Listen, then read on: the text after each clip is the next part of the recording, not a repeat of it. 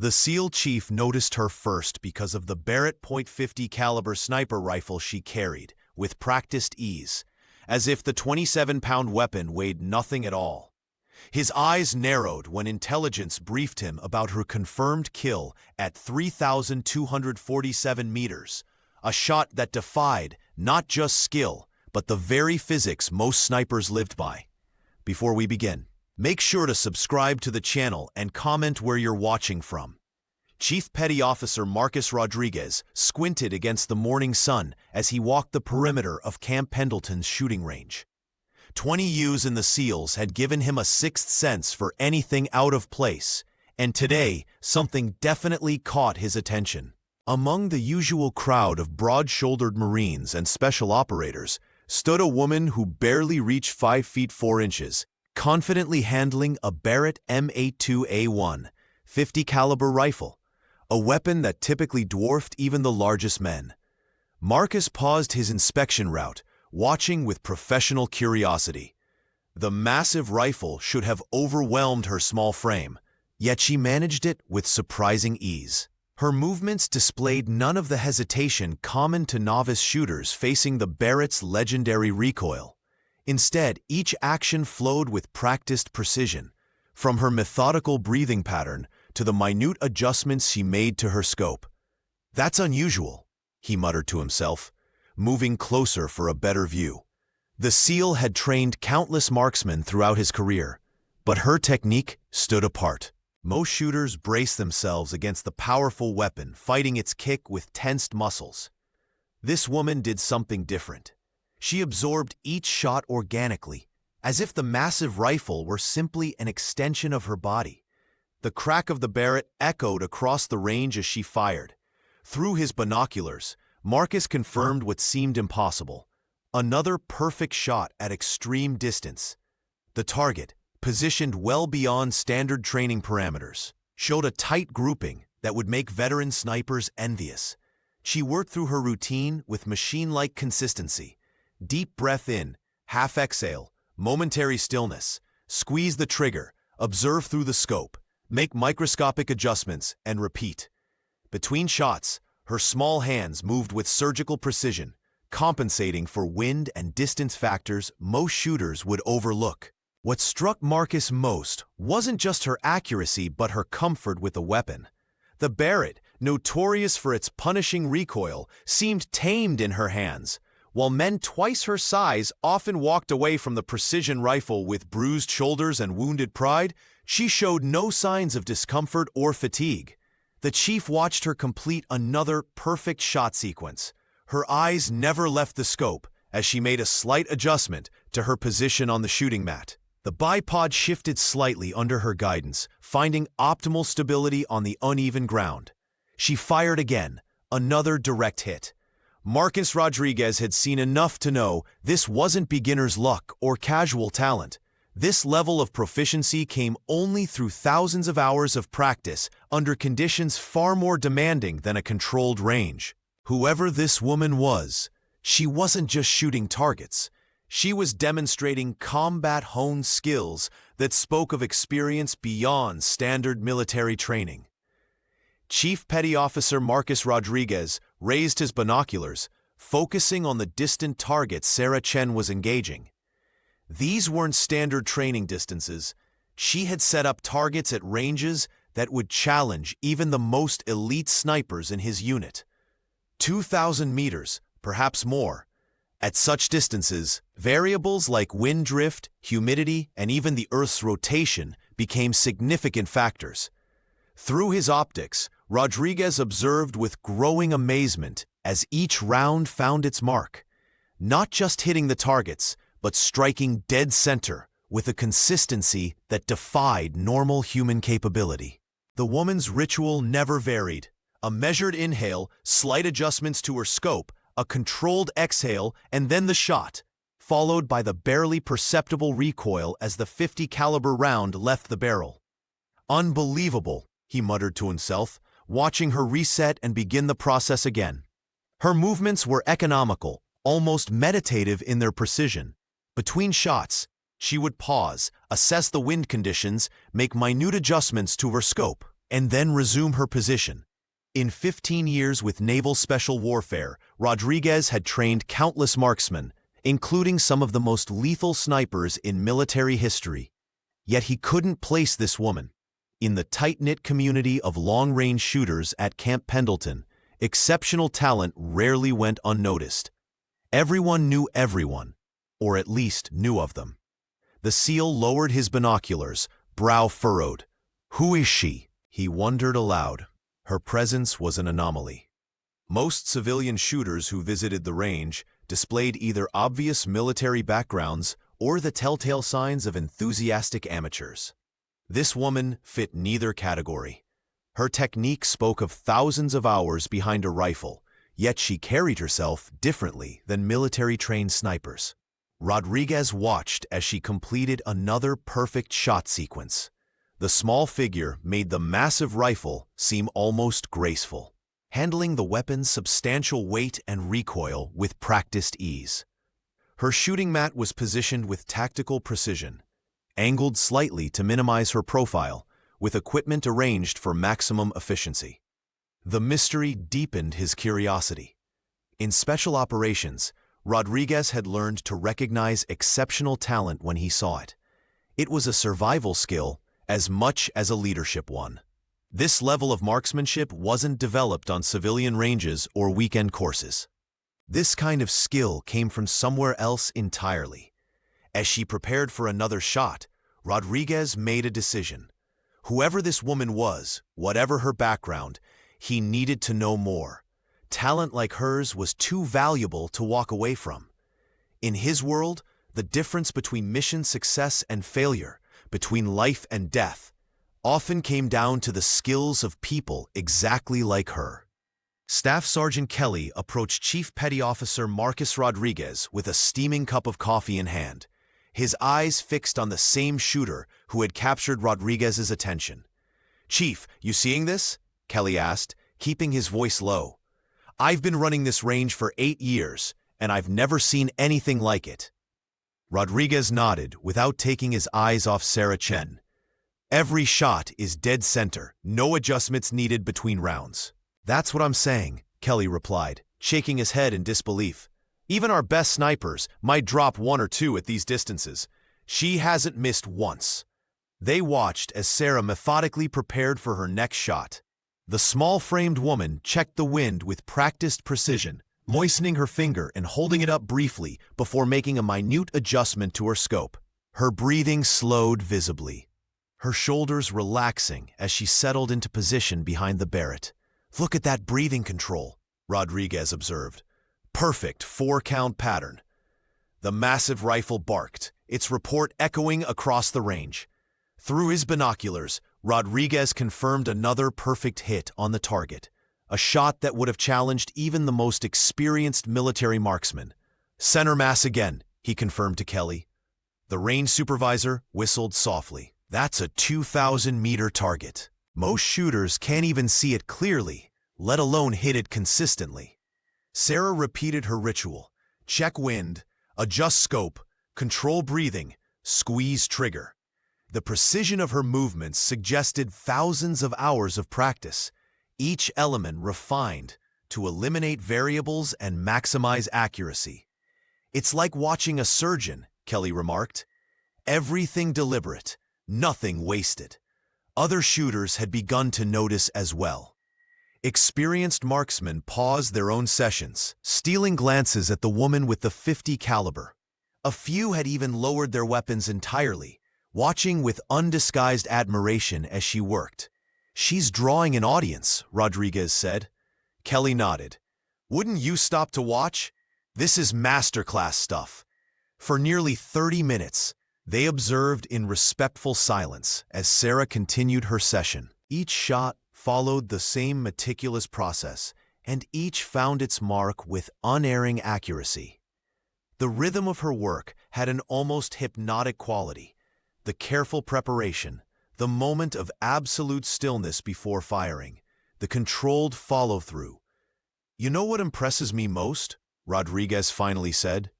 "It's not just the accuracy, it's the consistency. That kind of discipline doesn't come from range practice alone. Kelly's expression grew thoughtful. You thinking what I'm thinking, Chief? That we're watching someone with serious field experience? Yeah, Rodriguez replied. The question is, where did she get it? Chief Petty Officer Marcus Rodriguez studied the woman's equipment with a practiced eye. Unlike the standardized military gear that dominated the range, her setup was distinctly civilian, but far from amateur. The Barrett rifle gleamed with meticulous care, clearly maintained with the attention only a professional would provide. Her precision scope alone likely cost more than most shooters invested in their entire setup, and the customizations to her shooting mat and bipod spoke of thousands of hours of practical experience. The way she handled her equipment told Rodriguez even more than her shooting. Each piece had its place, each movement economical and deliberate. This wasn't someone who had learned marksmanship from a manual or weekend courses. This was someone who had depended on these skills to stay alive. That's not standard issue, he murmured to himself, noting how she adjusted her scope with minute, confident movements between shots. The chief had trained dozens of elite marksmen during his career, and he recognized the difference between taught precision and lived experience. Her equipment showed signs of field use, not the pristine condition of range-only gear, but the worn comfort of tools that had seen real deployment. After 3 hours of flawless shooting, Sarah began to pack up. Rodriguez watched as she broke down her rifle with the same methodical efficiency she demonstrated on the firing line. Each component was cleaned, inspected, and secured in its proper place. Her movements mirrored the disciplined routine he'd observed in veterans who had spent years in combat zones, where proper equipment maintenance wasn't just procedure, it was survival. She folded her shooting mat with military corners, secured her bipod in a padded case, and carefully placed her precision scope in a custom-fitted container. Nothing was rushed, nothing was overlooked. The entire process took less than 10 minutes, yet not a single movement was wasted. As she shouldered her gear and turned toward the parking area, Rodriguez made his decision. In 15 years with naval special warfare, he had never seen marksmanship at this level from someone he didn't already know. The SEAL community was small, and exceptional shooters were even rarer. Whoever this woman was, her skills were too valuable to let walk away without learning more. The chief straightened his uniform and began walking toward her. Someone with her abilities had stories worth hearing, experience worth understanding, and potentially knowledge that could benefit his operators. Whatever her background, Rodriguez knew one thing with absolute certainty. This was no ordinary civilian with a fancy rifle. This was someone who had earned every bit of her extraordinary skill, likely under circumstances most people couldn't imagine. Chief Petty Officer Marcus Rodriguez approached the woman with a measured stride, careful not to interrupt her methodical packing routine. Up close, what struck him most wasn't her small stature, but her eyes. Calm, focused, and unmistakably those of someone who'd seen combat. They held the 1,000-yard stare he recognized in his own mirror, a look impossible to fake and impossible to forget.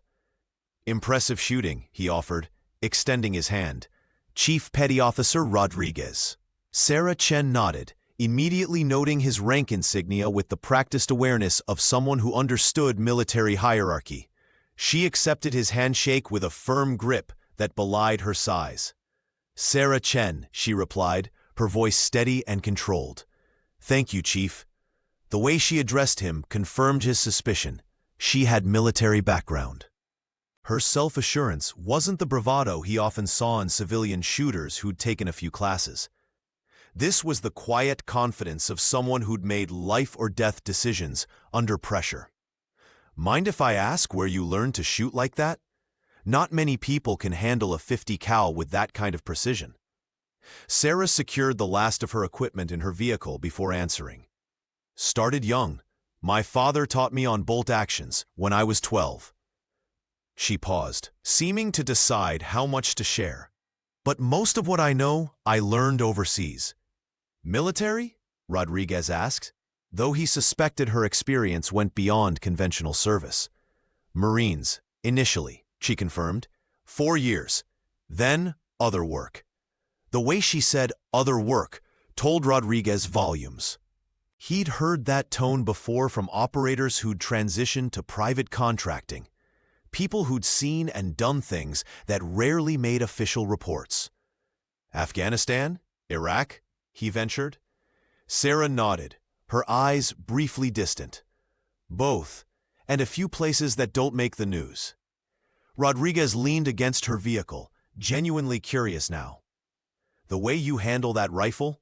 That's not range training. That's real-world experience. You could say that. A ghost of a smile crossed her face. When you're responsible for keeping people alive, you learn quickly, or... She didn't finish the sentence. She didn't need to. How long were you deployed? Too long, she answered, then seemed to reconsider.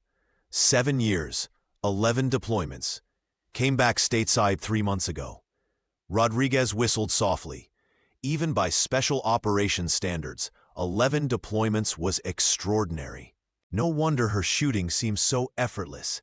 She'd likely spent more time behind a rifle in actual combat zones than many instructors spent on training ranges. Well, he said, I'd love to hear more about your experience. We could always use that kind of knowledge at the training center. Chief Petty Officer Marcus Rodriguez couldn't contain his curiosity. Where did you learn to shoot like that? He asked, leaning against the range barrier. Sarah Chen paused, weighing how much to reveal.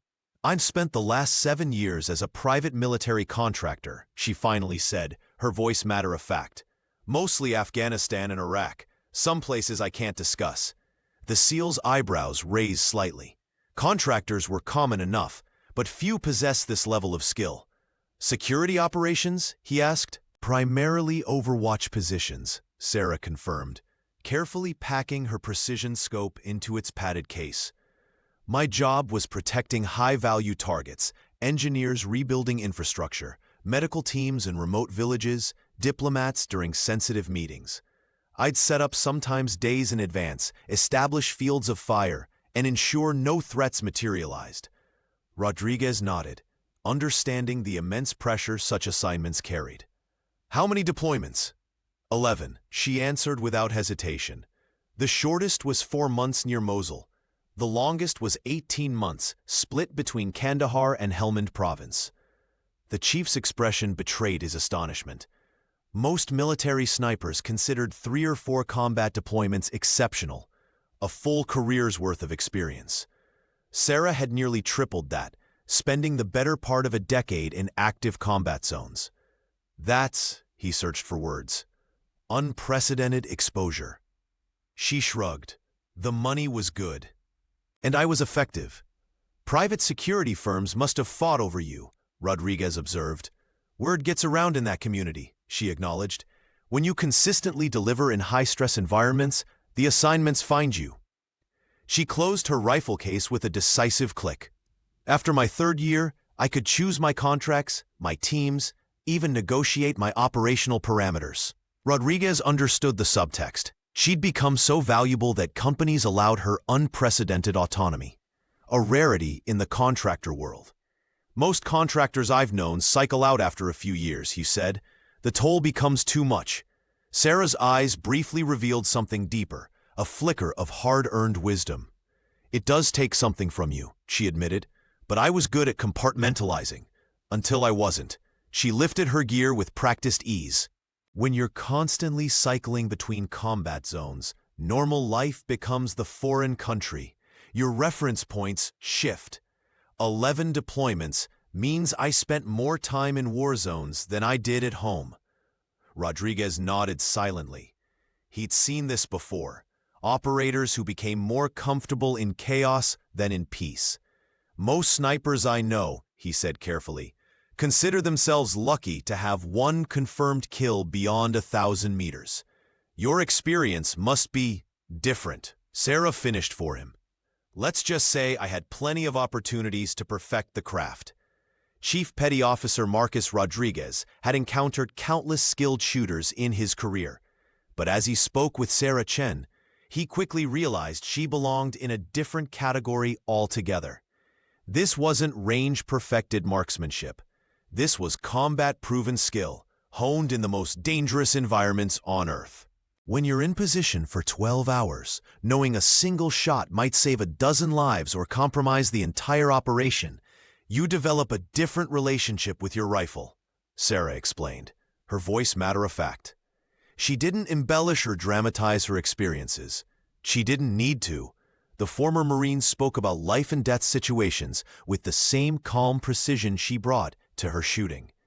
The pressure changes everything, she continued. It's not just about hitting the target anymore. It's about making that shot when your hands are shaking from exhaustion, when the wind suddenly shifts, when you know failure means someone dies. Rodriguez nodded, understanding completely. He'd been in those situations himself, but rarely with someone who had spent so much time behind a precision scope in active combat zones. What kind of distances were you typically engaging at? He asked, genuinely curious about her operational experience. Depends on the environment, Sarah replied.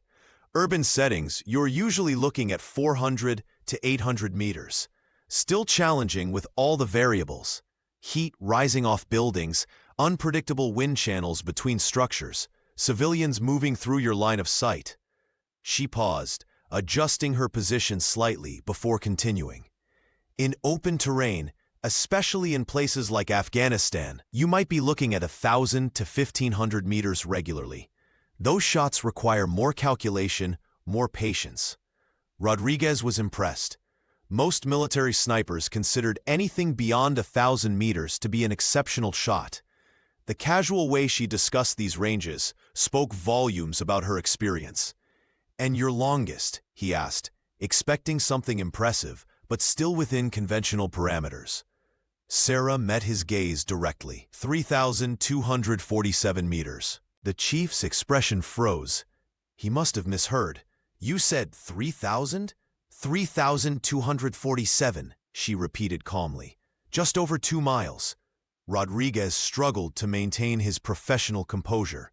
That distance exceeded most of the longest confirmed sniper kills in military history. At such ranges, a shooter wasn't just accounting for wind and drop. They were calculating for the curvature of the earth itself. "That's," he began, searching for the right words. "Necessary," she finished for him. "The medical team I was protecting needed those extra minutes. Sometimes, the impossible shot is the only option." In that moment, Rodriguez understood he wasn't just speaking with an exceptional marksman. He was in the presence of someone who had redefined what was possible with a rifle in hand. Chief Petty Officer Marcus Rodriguez stood in stunned silence, processing what Sarah had just revealed. 3,247 meters, over 2 miles, a distance that rivaled the longest confirmed sniper kills in military history. The chief had heard stories of legendary shots during his career, but never expected to meet someone who had made one. "That's almost impossible," he finally managed, his professional demeanor briefly cracking. Sarah Chen nodded matter-of-factly. "Afghanistan, 2018. We were in a mountain environment northeast of Kabul," she explained, her voice steady, as if discussing the weather rather than an extraordinary feat of marksmanship. It was a clear day with minimal wind. Perfect conditions, really, which rarely happens. She described how her team was providing overwatch for a medical unit treating children in a village. Intelligence had warned of a Taliban sniper in the area who had previously targeted aid workers. "We spotted movement on a ridge across the valley," Sarah continued. "My spotter, Mloud, confirmed it was our target setting up a position. The medical team was completely exposed, with at least 20 minutes of work remaining." Rodriguez listened intently as she detailed the rapid calculations required. With only 15 minutes before the enemy sniper would have a shot, Sarah had to account for extreme distance, altitude differences, minimal wind drift, temperature, air density, and even the Earth's rotation. "At that distance, you're not just shooting at where the target is," she explained. "You're shooting at where the target will be when the bullet arrives nearly 7 seconds later." The former Marine described how she made her final adjustments, controlled her breathing, and squeezed the trigger with deliberate pressure.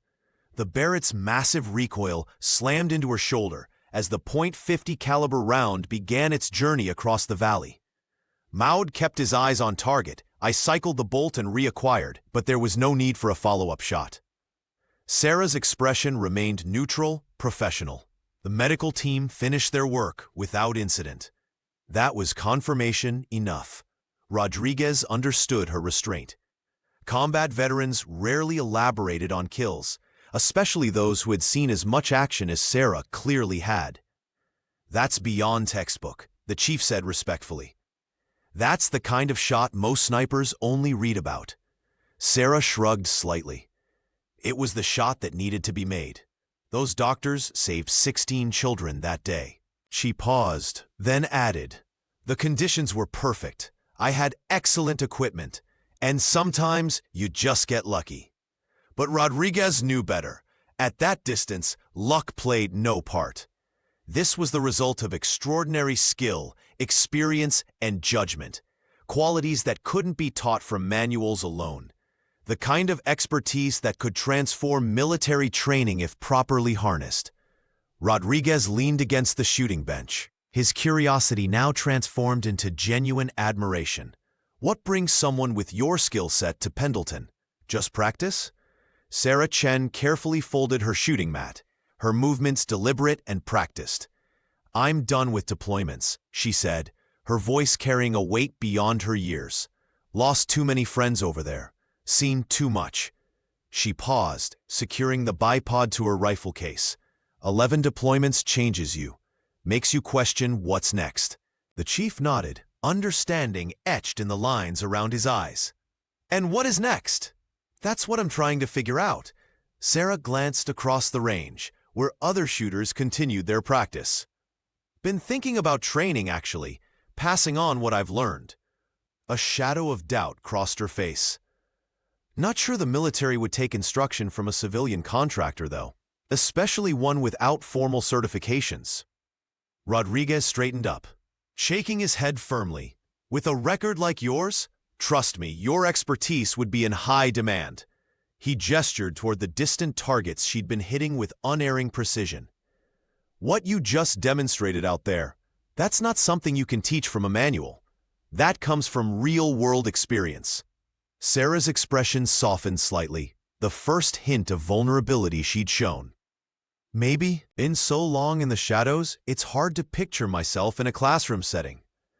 "Not a classroom," Rodriguez corrected. "A training ground, working with operators who need exactly what you have, practical knowledge that keeps people alive downrange." She considered this, securing the last of her equipment. The afternoon sun caught the edges of her precision scope as she packed it away. "Might be worth exploring," she admitted.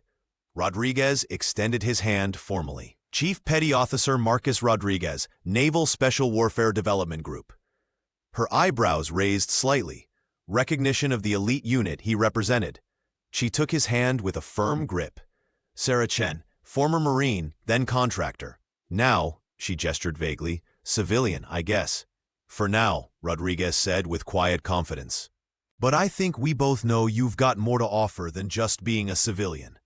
Sarah shouldered her pack, the weight of her equipment nothing compared to the burden of memories she carried. "Maybe you're right," she said, the faintest smile touching her lips. "Beats sitting around wondering what to do with myself." As they walked toward the parking area, Rodriguez noticed how other shooters watched her with newfound respect. Word had already spread about her performance. The chief smiled to himself, already envisioning the impact this unassuming woman could have on the next generation of military marksmen. Sarah Chen and Chief Petty Officer Marcus Rodriguez walked along the perimeter of Camp Pendleton's range, their footsteps crunching on the gravel path. The afternoon sun cast long shadows as Sarah explained her journey from military service to the private sector. "I served 4 years with the Marines," she said, adjusting the strap of her gear bag. "Scout sniper school at Quantico, then 2 deployments. When my enlistment ended, I wasn't sure what civilian life had for someone with my skill set." Rodriguez nodded, understanding the transition challenges many veterans faced. "That's when you moved to contracting?" Not immediately, Sarah replied. I spent 6 months working security at a shopping mall in San Diego. Then an old squad mate called about a private military company looking for sniper-qualified personnel in Iraq.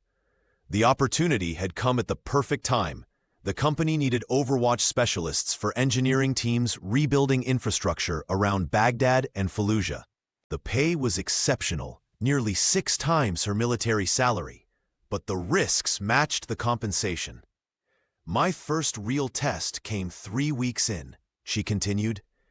Our construction crew was working on a water treatment facility outside Fallujah when intelligence spotted a potential threat.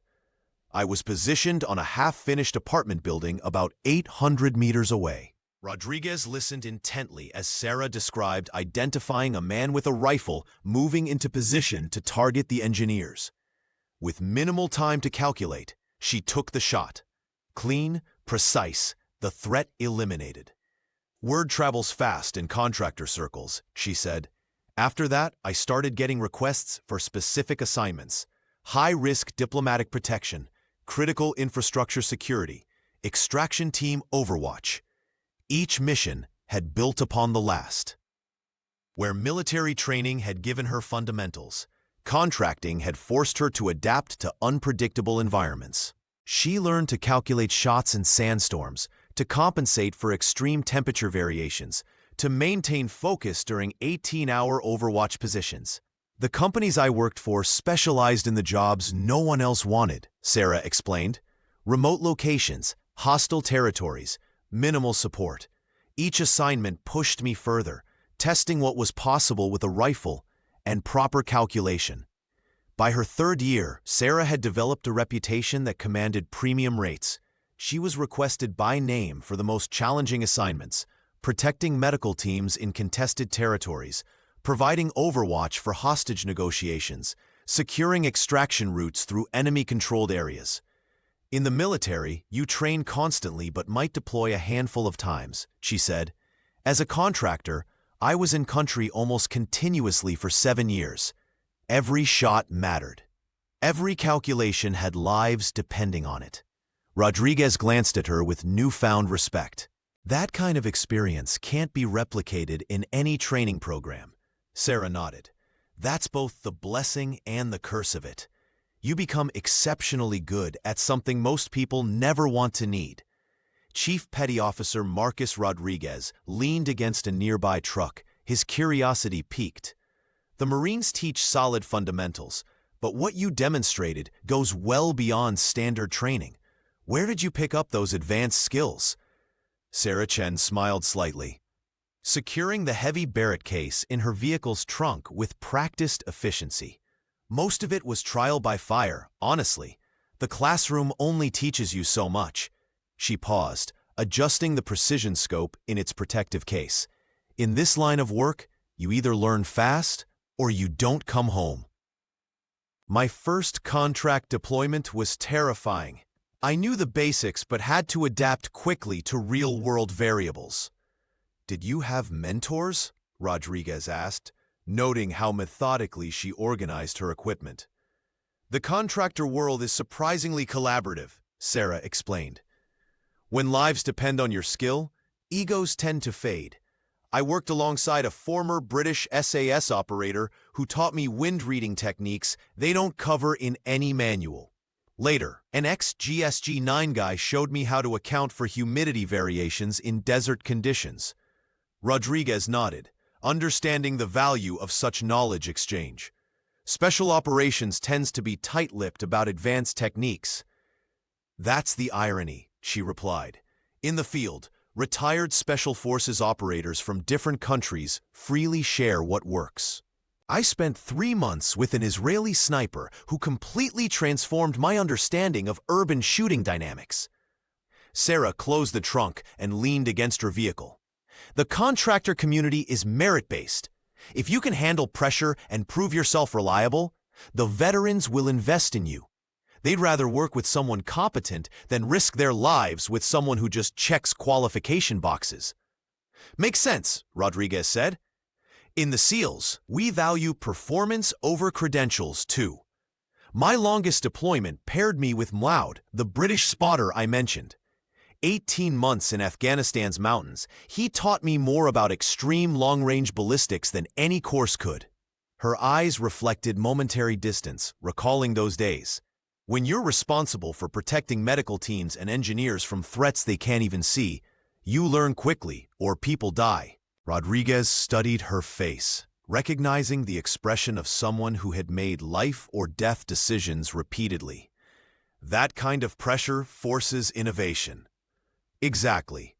Sarah checked her watch. I've got some time if you want to hear about that 3,000-meter shot. The technical aspects might interest you. I'd appreciate that, Rodriguez replied, genuinely intrigued. Few people on Earth could discuss such extreme marksmanship from personal experience. Sarah nodded and reached for her backpack. Let me grab my notebook. I documented all the variables. It's quite the physics problem when you're shooting that far. Sarah Chen leaned against the hood of her vehicle, her eyes reflecting the weight of memory. The mission brief was clear, she explained to Marcus Rodriguez. A medical team was treating children wounded in a Taliban attack on a village. Intelligence warned of enemy snipers moving into position. Chief Rodriguez listened intently as Sarah described how she had roughly 2 hours to prepare. The medical team had set up in a valley, making them vulnerable from the surrounding ridges. Her job was to eliminate any threat before it materialized. I work with my spotter Mlaud, she continued. Former British SAS, one of the best I've ever known. We found an elevated position with clear sight lines to the most likely sniper nests. The distance was extraordinary, 3,247 meters. Sarah explained how she and Mlaud meticulously calculated every variable that would affect the bullet's trajectory over such an extreme range. At that distance, bullet drop was approximately 847 inches, she said matter-of-factly. The crosswind drift was nearly 95 inches. We had to account for altitude, temperature, barometric pressure, and even the Coriolis effect from Earth's rotation. Rodriguez shook his head in amazement. Most military snipers never even train beyond 1,500 meters, let alone take combat shots at more than twice that distance. The math alone is staggering, Sarah continued. We had to calculate the exact moment to fire between heartbeats during the natural respiratory pause. Her fingers moved instinctively, mimicking the adjustments to her precision scope. The bullet would travel for nearly 6 seconds before impact. The technical complexity was matched only by the pressure of knowing what failure would mean. Below in the valley, doctors and nurses moved between makeshift beds, completely exposed if the Taliban sniper took position. How certain were you? The SEAL chief asked. Sarah's expression remained steady. Certainty doesn't exist at that range, but Mlaud and I had worked together for years. We trusted our calculations, our equipment, and each other. She described how they monitored changing conditions, making micro-adjustments to their calculations as the minutes passed. The spotter checked wind indicators, dust movements, heat waves, vegetation bending, calling out subtle changes that might affect the shot. That's what most range training misses, Sarah explained. In combat, conditions aren't static. You're constantly adapting to a changing environment while under immense pressure. Rodriguez nodded, understanding completely. He'd seen too many excellent range shooters falter in real combat situations. The technical aspects were challenging, Sarah concluded. But honestly, the hardest part was knowing those medical workers had no idea we were there. No idea their lives depended on a single bullet traveling over 2 miles to find its mark. Sarah's finger rested on the trigger, her breathing measured and controlled. The lives of 12 medical personnel hung in the balance, their movements visible through her scope as they tended to injured children in the valley below. The Taliban sniper had been spotted setting up his position on the opposite ridge. They had minutes, perhaps seconds, before he would have a clear shot. Wind shifting slightly east, Mlaud whispered beside her, his British accent barely audible. 3 miles per hour at our position, likely 5 at mid-range. She made the final mental calculations, adjusting for the staggering distance of 3,247 meters. At this range, her bullet would travel for nearly 6 seconds, dropping over 70 feet and drifting nearly 8 feet from wind alone. The margin for error was microscopic. Taking the shot, Sarah announced calmly, though her heart hammered against her ribs. She exhaled slowly, letting her body settle into perfect stillness as her finger applied the final ounce of pressure. The Barrett roared, its massive recoil absorbed by her practiced stance. Through her scope, she tracked the invisible path where her round traveled. Maud remained focused through his spotting scope, utterly still. Target down, he confirmed after what felt like eternity. Clean shot, center mass. The medical team below continued their work, unaware of the threat that had been eliminated. Later intelligence would confirm they had neutralized Rahimi, a notorious Taliban sniper credited with 27 coalition kills. Chief Rodriguez shook his head in disbelief as Sarah concluded her account. Most operators spend their entire careers hoping for a confirmed kill at 1,000 meters, he said, his voice filled with professional admiration. That's already pushing the limits of skill and equipment. Sarah shrugged slightly. It wasn't even my longest, she admitted. I have 2 others, 3,314 meters in the Hindu Kush and 3,198 near the Pakistan border. Both remain classified due to the nature of the operations. The SEAL chief stared at her, processing what these achievements meant in the world of military marksmanship. Even the most celebrated sniper kills in military history barely approached these distances. That's beyond extraordinary, Rodriguez finally said. You understand that, right? What you've accomplished defies conventional training standards. I had good spotters, Sarah replied modestly, and sometimes conditions align perfectly. The shot is just math and patience when everything else falls into place.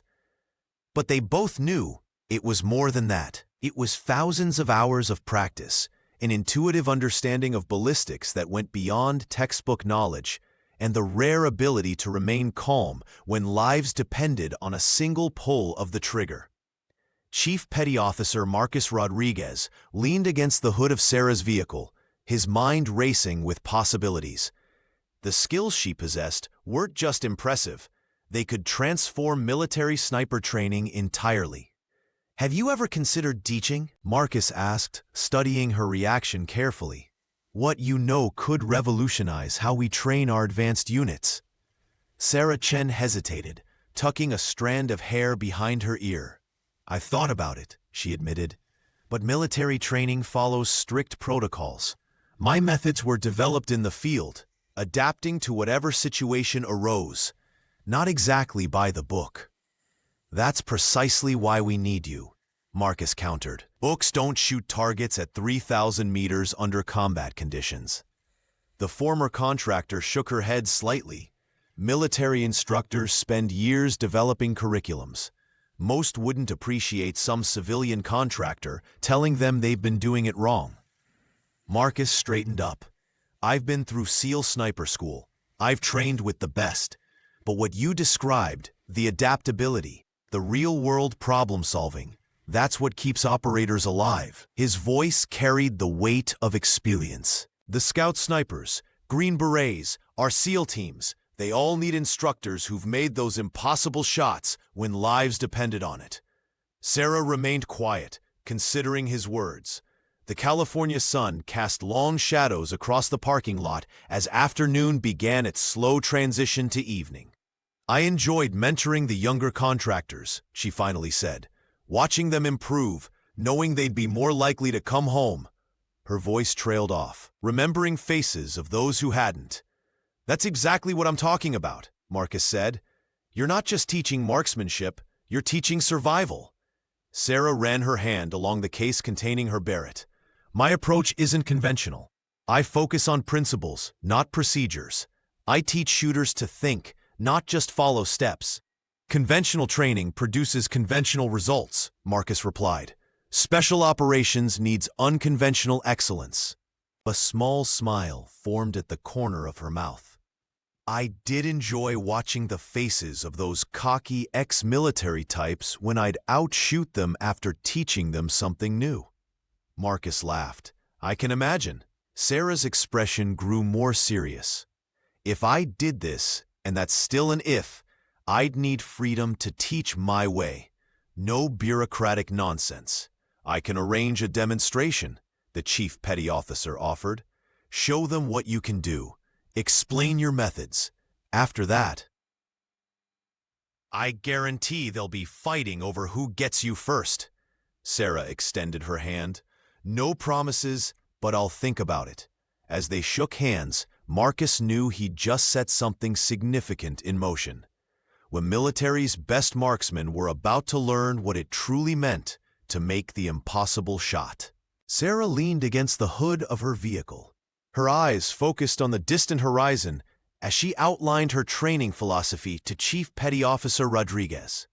The difference between range shooting and combat shooting is like the difference between driving on a test track and racing through a war zone, she explained. One is controlled, predictable, and forgiving. The other will kill you if you can't adapt. Rodriguez nodded, understanding immediately. After 15 years with naval special warfare, he'd seen plenty of perfect range shooters fall apart under real pressure. Most military sniper programs teach procedures, Sarah continued. They're good procedures, don't get me wrong, but they teach them in controlled environments. She gestured toward the Camp Pendleton range behind them. Out there, in places like Helmand or Anbar, you never get perfect conditions. The wind changes mid-shot. Your target moves unexpectedly. Your scope fogs up, your bipod breaks, and you still have to make the shot because lives depend on it. The SEAL chief watched her face as she spoke, noting the quiet intensity that came from someone who had lived these scenarios rather than just theorized about them. What I teach is stress inoculation training, Sarah said. We deliberately create difficult situations. Make shooters run 400 meters before taking a shot. Have them engage targets after sleep deprivation. Create artificial malfunctions in their equipment. Change weather conditions without warning. She paused. The goal isn't to be cruel. It's to make them comfortable being uncomfortable. Rodriguez considered her words. So instead of perfect form every time, we teach principles that work in any situation, she finished. How to control breathing when your heart rate is 170 beats per minute. How to improvise a stable shooting position when you can't use standard positions. How to mentally calculate adjustments when your rangefinder fails. Sarah's hands moved precisely as she spoke, mimicking the adjustments. I don't want shooters who fall apart the first time conditions aren't perfect. I want shooters who can think through problems. The chief was impressed. This approach addressed exactly what he'd seen lacking in even the most elite military sniper programs. In Afghanistan, I once had to take a shot after crawling through mud for an hour, with a fever of 102, using my pack as a rest because my bipod had broken the day before. She said matter-of-factly. The shot was good because I'd trained for adaptation, not just perfection. Rodriguez nodded slowly. That's exactly what our operators need. Not just technical skills, but resilience and problem-solving under pressure. Sarah smiled slightly. That's what I'm offering. Not just how to shoot, but how to shoot when everything goes wrong. Sarah Chen stood at the edge of the training field, demonstrating what she meant by real-world conditions.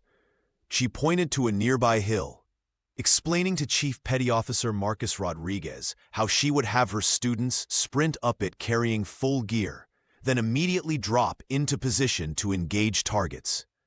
In Afghanistan, I once had to run 300 yards uphill, set up, and take a shot within 90 seconds, she said, her voice steady, despite the gravity of what she described. The target was moving to cover. My heart was pounding, my breathing was ragged, and I still had to make that shot. Rodriguez watched as Sarah outlined more scenarios. Shooters forced to engage after 20 minutes of mountain climbing, taking shots while dehydrated, or operating with minimal equipment after simulated gear failures. Combat doesn't wait for perfect conditions, she continued, kneeling to demonstrate how a backpack could serve as an improvised rest. If your bipod breaks or gets lost, you adapt. If your scope fogs or cracks, you use backup sights. These aren't just contingencies, they're inevitabilities in prolonged operations. The SEAL nodded, impressed by her practical approach. Sarah's methods weren't theoretical.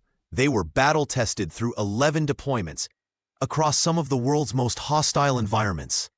Most range instructors focus on fundamentals under ideal conditions, she explained, scanning the horizon as if assessing wind patterns.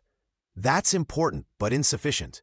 I teach shooters to read microclimates, how wind behaves differently in valleys versus ridgelines, how to adjust for temperature changes throughout the day, how to compensate when you're shooting uphill versus downhill. She described exercises where students would engage targets after equipment sabotage, removing scope turrets, disabling bipods, or even slightly misaligning sights. The goal wasn't to frustrate them, but to build confidence in their ability to overcome unexpected challenges. In Fallujah, my scope was damaged during an ambush, the former contractor recalled. I had to complete the mission using iron sights at 800 meters. If I hadn't practiced those scenarios, people would have died. Rodriguez listened intently, mentally comparing her approach to conventional military training. Where standard programs taught procedures, Sarah taught principles. Where others created controlled environments, she introduced controlled chaos. This is exactly what our operators need, he said finally. The difference between good and great isn't just skill, it's adaptability under pressure. The chief made his decision on the spot. I want you to demonstrate these methods at the Naval Special Warfare Center. Our instructors need to see this approach firsthand. Sarah's expression remained composed, but her eyes revealed a spark of purpose. After years in the shadows, she now had an opportunity to transform how America's elite warriors prepared for the unpredictable reality of combat. When do we start? She asked. A week later, Sarah Chen found herself at the Naval Special Warfare Center, facing 4 of the military's most experienced sniper instructors. Master Chief Thompson, from SEAL Team 2, stood with arms crossed, his weathered face betraying nothing. Beside him, Staff Sergeant Martinez, from Marine Force Recon, maintained a professional distance, while Captain Williams, of Army Special Forces, and Master Sergeant Davis, from Air Force Special Operations, completed the formidable evaluation panel. Gentlemen, Sarah said, her voice steady despite the scrutiny, I'd like to demonstrate under realistic conditions, not just standard range parameters. Thompson raised an eyebrow. What did you have in mind? Variable wind conditions, uncomfortable shooting positions, and time constraints, she replied. Combat doesn't give us perfect circumstances. Martinez exchanged glances with Williams. Bold request for someone we've never worked with. Sarah simply nodded, already preparing her equipment. The former contractor moved with practiced efficiency, setting up her scene. 50 caliber rifle while explaining her approach. In Afghanistan, I often had minutes to make impossible shots, she explained, adjusting her precision scope. The difference between success and failure wasn't just skill, it was adaptability. The instructors watched as she positioned herself awkwardly behind a simulated barrier, deliberately making her shooting stance uncomfortable. Davis called out changing wind conditions, which she factored into each shot without hesitation. 800 meters, center mass. 1,000 meters, perfect hit. 1,500 meters, dead center. Most training focuses on perfect form in controlled environments, Sarah continued, working the bolt action smoothly. But combat is chaos. Your bipod breaks, you use your pack. Scope fogs up, you switch to backup sights.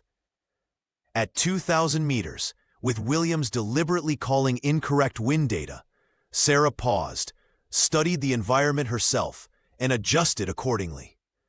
The shot landed precisely.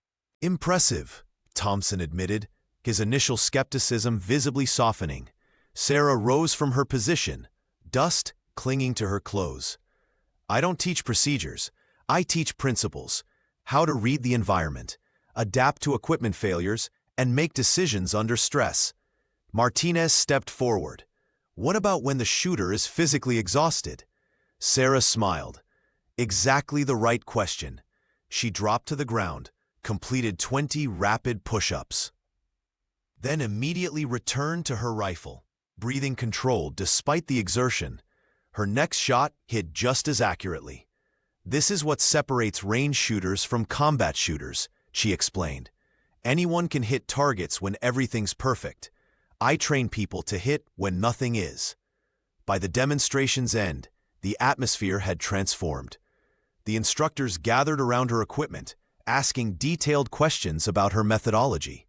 Captain Williams nodded appreciatively as Sarah explained her principles-based approach to impossible shots. I've never seen anyone shoot like that under those conditions, Thompson finally admitted, extending his hand. I think we have a lot to learn from you, Miss Chen. Sarah Chen methodically walked the 4 veteran instructors through a series of increasingly difficult drills. Unlike traditional training that emphasized rote procedures, she focused on adaptability under stress. In combat, your perfect shot rarely exists, she explained, positioning Staff Sergeant Martinez behind a rifle with a deliberately misaligned scope.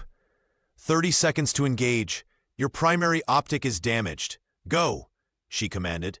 Martinez struggled initially before switching to backup sights, barely making the shot within the time limit. That's the difference between range shooting and combat shooting, Sarah said. When everything goes wrong, principles guide you, not procedures. Master Sergeant Davis nodded appreciatively as Sarah moved them to the next station. Here, she had Captain Williams sprint 200 yards uphill before attempting a 1,000-meter shot while his heart rate was elevated and his breathing labored. In real operations, you rarely approach a position rested and calm, she explained, while Williams struggled to steady his aim. Learning to shoot accurately while physically stressed is essential. The Air Force operator managed a decent grouping despite the conditions, earning a rare smile from Sarah. Good adaptation. You controlled your breathing despite the fatigue. For the final demonstration, Sarah herself took position with her rifle. Master Chief Thompson deliberately created a challenging scenario.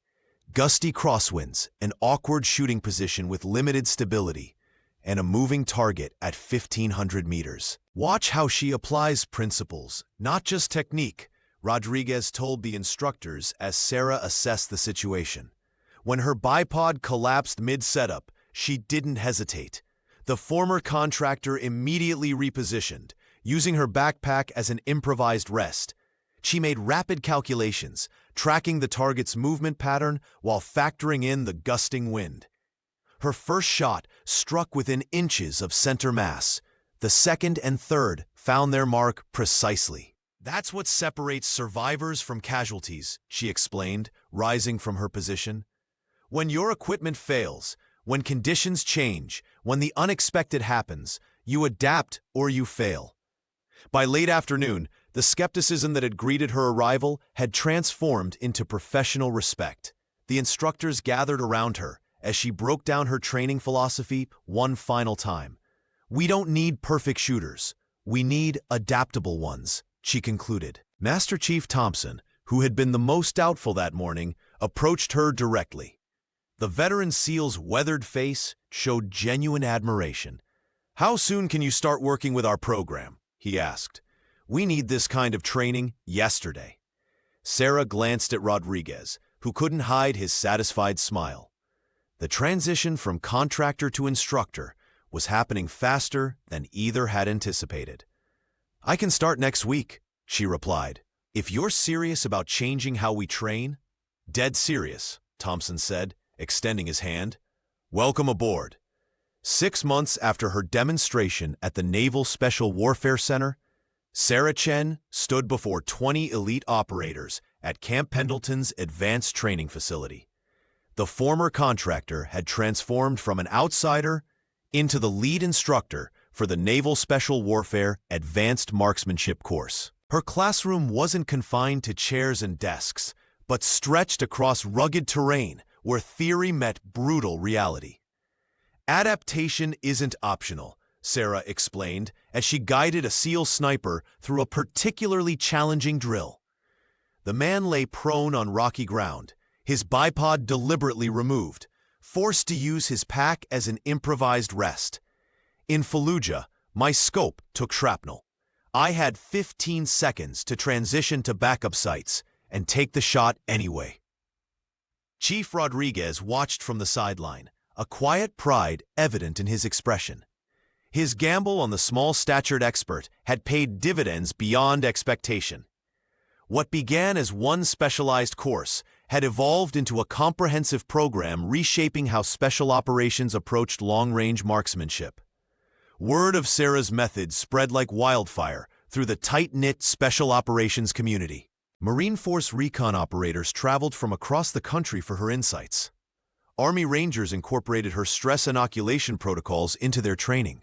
Even Air Force Special Operations Command sent their precision shooters to learn her adaptive techniques. Chen doesn't just teach shooting, Master Chief Thompson remarked during a command briefing. She teaches survival through adaptation.